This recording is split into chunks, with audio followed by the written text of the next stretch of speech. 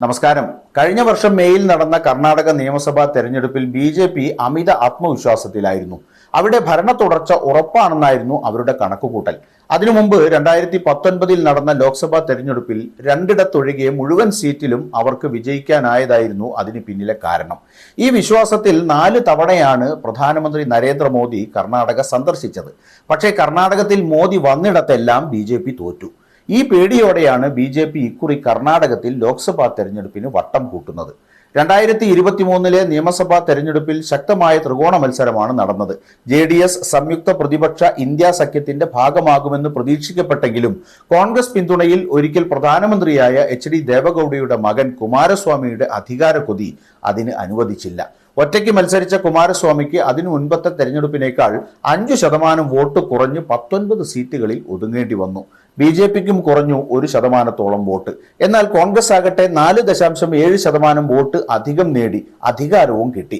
അധികാരത്തിലെത്തി ആദ്യ മന്ത്രിസഭാ യോഗത്തിൽ തന്നെ തെരഞ്ഞെടുപ്പ് വാഗ്ദാനങ്ങളെല്ലാം നടപ്പാക്കി ജനപ്രിയമായ സിദ്ധരാമയ്യ സർക്കാർ ഈ പ്ലസ് പോയിന്റുകളുടെ പിൻബലത്തിലാണ് ഇക്കുറി ലോക്സഭാ തെരഞ്ഞെടുപ്പിന് സജ്ജമാകുന്നത്.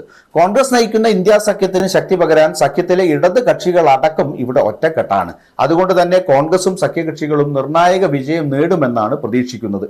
2019 തെരഞ്ഞെടുപ്പിൽ ബംഗളൂരു റൂറലിൽ നിന്ന് തെരഞ്ഞെടുക്കപ്പെട്ട ഇപ്പോഴത്തെ കർണാടക ഉപമുഖ്യമന്ത്രി DK ശിവകുമാറിന്റെ സഹോദരൻ DK സുമേഷ് മാത്രമായിരുന്നു കോൺഗ്രസിന് ലഭിച്ച ഏക MP. അതിൽ നിന്നും എത്ര കിട്ടിയാലും കോൺഗ്രസിന് നേട്ടം തന്നെ. 10 സീറ്റ് വരെ ലഭിക്കുമെന്നാണ് ചില പ്രീപോൾ ഇലക്ഷൻ സർവേകളുടെ പ്രവചനം. കഴിഞ്ഞ നിയമസഭാ തെരഞ്ഞെടുപ്പ് ഫലം തിരിച്ചടിയായപ്പോൾ ബി.ജെ.പി. നേതൃത്വം ചെയ്തത് JDSന് സ്വന്തം പാളയത്തിൽ എത്തിക്കുകയായിരുന്നു. എന്നാൽ ആഭ്യന്തര പ്രശ്നങ്ങൾ 2 കക്ഷികളെയും വട്ടം കറക്കുകയാണ്. കുമാരസ്വാമിയുടെ നേതൃത്വത്തിൽ അതൃപ്തരായ വലിയൊരു വിഭാഗം JDSലുണ്ട്. അവർ ബി.ജെ.പി. സഖ്യത്തിന് എതിരാണ്.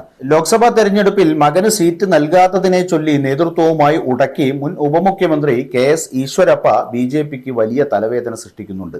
മകൻ കാന്തേശിനെ സ്വതന്ത്ര സ്ഥാനാർത്ഥിയായി രംഗത്തിറക്കുമെന്നാണ് സൂചന. പാർട്ടിയുടെ 2ാം പട്ടികയിൽ അദ്ദേഹം ആവശ്യപ്പെട്ടിരുന്ന ഹാവേരി സീറ്റിൽ മുൻ മുഖ്യമന്ത്രി ബസവരാജ് ബൊമ്മയെയാണ് ബി.ജെ.പി. രംഗത്തിറക്കിയിരിക്കുന്നത്. ഹാവേരി സീറ്റ് മകന് നൽകാമെന്നും പ്രചാരണത്തിനെത്താമെന്നും പാർട്ടി നേതാവ് യെദ്യൂരപ്പ ഉറപ്പു നൽകിയിരുന്നുവെന്നും ഈശ്വരപ്പ പറയുന്നുണ്ട്. ശിവമൊഗ്ഗയിൽ നിന്നോ ഹാവേരിയിൽ നിന്നോ മകനെ മത്സരിപ്പിക്കാനാണ് ഈശ്വരപ്പയുടെ നീക്കം. ശിവമൊഗ്ഗയിൽ യെദ്യൂരപ്പയുടെ മകൻ രാഘവേന്ദ്രയാണ് നിലവിലെ MP. അദ്ദേഹത്തെ തന്നെയാണ് ഇത്തവണയും പാർട്ടി പരിഗണിക്കുന്നതും. മകന് സീറ്റില്ലെങ്കിൽ പാർട്ടിക്ക് പുറത്തേക്കെന്ന സൂചനയാണ് ഈശ്വരപ്പ നൽകുന്നത്. അതിനിടെ മുൻ മുഖ്യമന്ത്രിയും മുതിർന്ന ബി.ജെ.പി. നേതാവുമായ യെദ്യൂരപ്പ ബംഗളൂരുവിൽ പോക്സോ കേസിൽ കുടുങ്ങിയതും പാർട്ടിയെ വെട്ടിലാക്കി. വീട്ടിൽ സഹായം ചോദിച്ചെത്തിയ പ്രായപൂർത്തിയാകാത്ത പെൺകുട്ടിയോട് ലൈംഗിക അതിക്രമം നടത്തിയെന്നാണ് പരാതി. എന്തായാലും 2023 നിയമസഭാ തെരഞ്ഞെടുപ്പ് ഫലം നൽകുന്ന ആത്മവിശ്വാസത്തിലാണ് കോൺഗ്രസ്. 2014 ബി.ജെ.പി. സംസ്ഥാനം ഭരിച്ചപ്പോൾ പോലും കോൺഗ്രസിന് 9 ലോക്സഭാ സീറ്റുകളിൽ വിജയിക്കാനായിരുന്നു.